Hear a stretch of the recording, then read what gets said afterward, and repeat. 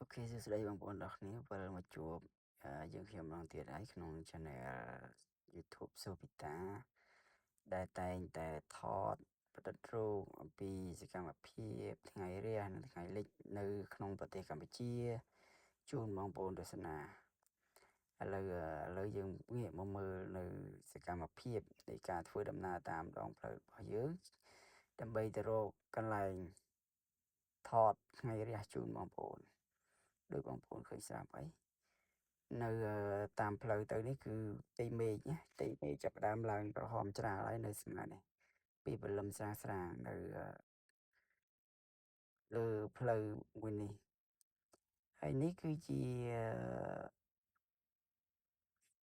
ទិសដែលយើងធ្វើដំណើរនោះគឺឆ្ពោះទៅទិសខាងកើតតែម្ដងអញ្ចឹងដូចបងប្អូនឃើញស្រាប់ហើយនេះ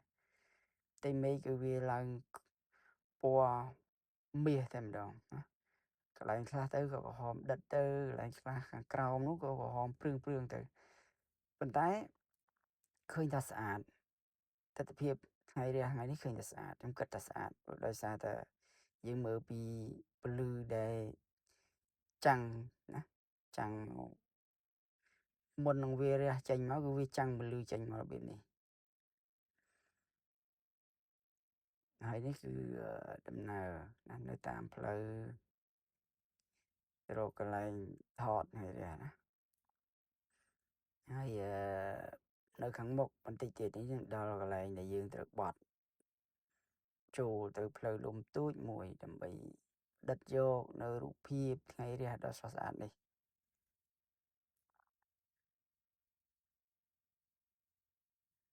តើឥឡូវយើងធ្វើដំណើរបន្តទៅទៀតទៅយើងមើលទៅលើផ្ទៃមេឃក៏នៅតែស្រស់ស្អាតដដែលអញ្ចឹងយើង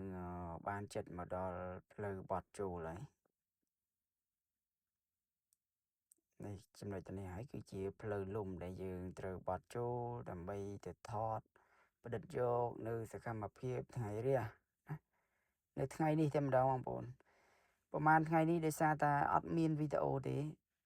ថ្ងៃអត់បានរះទេដោយសារបងប្អូនដឹងស្រាប់ហើយនៅប្រទេសកម្ពុជាឥឡូវនេះគឺរដូវភ្លៀងអញ្ចឹង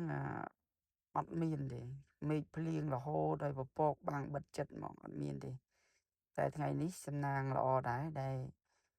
មានថ្ងៃរះណាដូចបងប្អូនឃើញនៅក្នុងវីដេអូនេះស្រាប់ហើយនេះផ្លូវលំដែលយើងធ្វើដំណើរទៅហ្នឹងគឺវាក្លុកផងអីផងណាទ្រាំទៅដល់ចំណុចដែលយើងត្រូវថតឲ្យបងប្អូនដូចទីតាំងនេះគឺជាទីតាំងដែលយើងផ្ដិតយករូបភាពថ្ងៃរះជូនបងប្អូនឲ្យឃើញវាស្អាតទេបងប្អូនស្អាតមែនតើអញ្ចឹងកុំឲ្យខាត់ពេលយូរតោះបងប្អូនយើងទៅទស្សនាទស្សនវិជ្ជាថ្ងៃរះទាំងស្រុងទាំងអស់គ្នា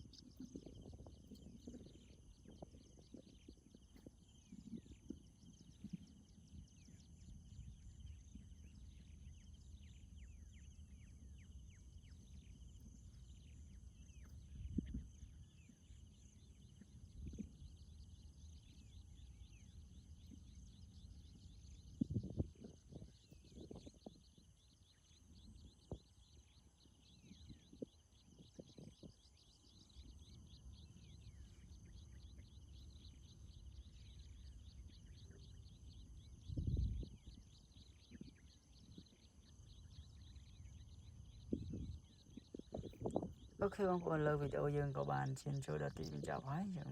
មុននឹងបញ្ចប់ហ្នឹងយើងក៏សូមអរគុណដល់បងប្អូនដែលតែងតែគាំទ្រនៅ channel របស់យើងខ្ញុំតាំងពីដើមរហូតមកដល់ឥឡូវនេះហើយក៏សូមអរគុណដល់បងប្អូនដែរដែលបានទស្សនាវីដេអូនេះតាំងពីដើមរហូតដល់ចប់អញ្ចឹងយើងក៏សូមជូនពរបងប្អូនឲ្យជួបតែសំណាងល្អសុខភាពល្អរកទទួលទានមានបានគ្រប់គ្រងភាសាធ្វើដំណើរផ្លូវចិត្តផ្លូវឆ្ងាយហ្នឹងក៏ប្រកបដោយសុខសុវត្ថិភាពសូមអរគុណនិងសូមជម្រាបលាយើងសង្ឃឹមថានឹងជួបបងប្អូននៅវីដេអូក្រោយៗទៀត